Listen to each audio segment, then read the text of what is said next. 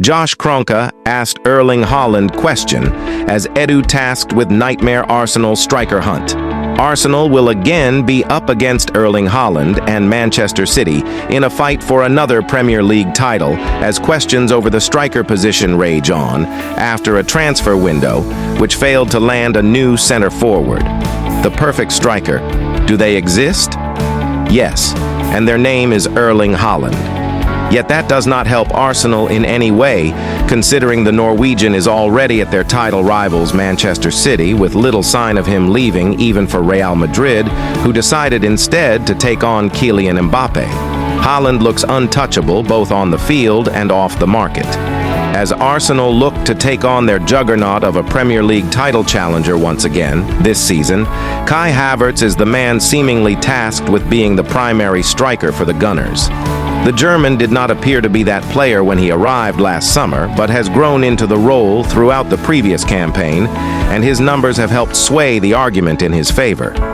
Many still feel as though Arsenal could be in a better position had they opted to move for a different player. So I did what any self-respecting football writer would do. I asked the smartest minds available at short notice. Arsenal Twitter, Arsenal X doesn't have the same ring to it.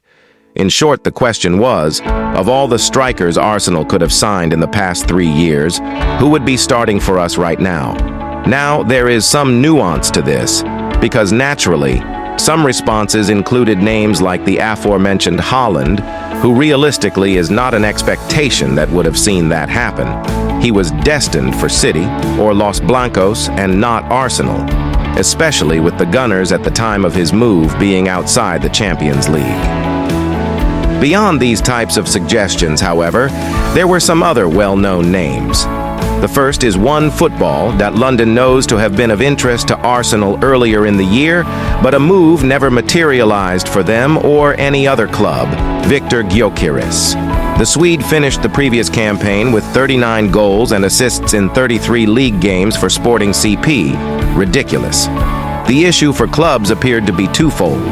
The first was his €100 million, £84 million release clause, which Sporting have zero need to negotiate on having signed only at the start of the previous season. And the second is that at 26, this is the first season seeing Gyökeres in one of the better leagues, and even then, not one of Europe's top 5.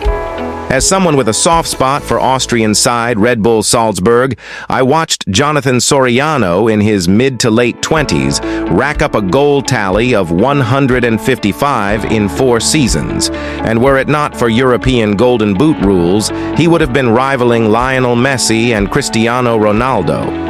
Yet no one decided to make a play for the Spaniard, concerned about his dominance in a league less competitive and at a club winning the title year after year. The numbers for Gyökeres are crazy, and frankly, if he repeats them again this season, I think clubs like Arsenal would be mad not to consider a move for him. But as of this moment, there are legitimate arguments as to why they didn't take the risk. Another name is Victor Osimhen. Having just joined Galatasaray on loan until the end of the season, there is already a narrative that this move in itself explains to some degree why no Champions League side made a switch for the player whose tally fell from the impressive 31 he recorded in Napoli's title-winning season. I've had many debates about why I feel Havertz is already a better fit than Osimhen with all the numbers to support it found in this article here. Yet for me, one of the more qualitative ways to discuss the fit is to look at what type of striker Mikel Arteta has enjoyed. They have not tended to be archetypal number 9s, and instead play in a false 9 role. We saw that with the desire to sign Gabriel Jesus, who were it not for injury threatened to fulfill his potential scene at Manchester City.